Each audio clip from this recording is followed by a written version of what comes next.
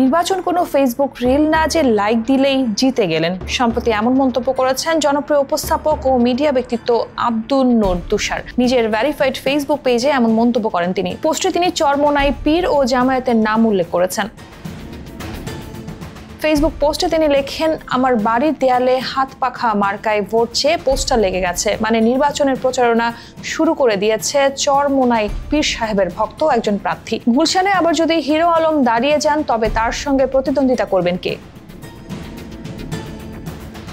তিনি আরো বলেন, জামানতের টাকাগুলো গরিবদের দিয়ে বেশি পুণ্য কামাবেন কিনা সেটা চিন্তা করে নির্বাচনে আসেন। নির্বাচন কোনো ফেসবুক রিল না, লাইক দিলেই জিতে গেলেন। জামায়াতে ইসলামীকে নিয়ে তার এমন মন্তব্যের পর থেকে চলছে নানামুখী সমালোচনা।